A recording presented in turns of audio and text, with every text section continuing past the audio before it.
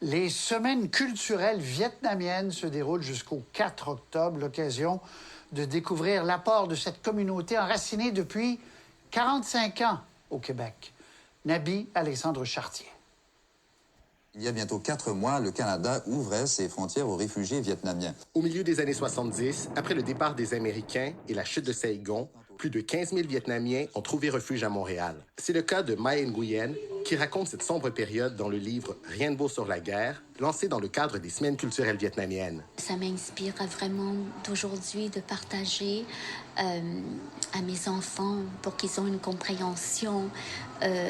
Qu'est-ce que la guerre? Une survécue comme moi qui a vécu pendant la guerre. Raconter son histoire à ses enfants qui, eux, sont nés et ont grandi au Québec. Raconter pour ne pas oublier, mais surtout pour continuer à avancer et à créer. C'est l'objectif derrière ces journées culturelles. C'est pas de l'intégration, c'est de l'enracinement que je dois parler à ces jeunes. Puis de l'enracinement, on a besoin de racines, de petites comme de grandes racines. Il aurait tellement aimé te revoir et connaître ta fille. Pour faire découvrir cette culture vietnamienne au Québec, les Semaines culturelles proposent des films gratuits en ligne, des ateliers, des conférences et un spectacle de danse. C'est important de souligner, de faire découvrir, de faire connaître ces artistes, ces créateurs, créatrices d'aujourd'hui.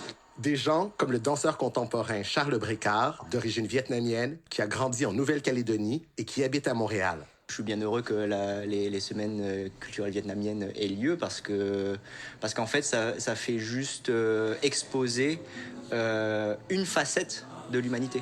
L'humanité, une seule espèce, mais plusieurs cultures.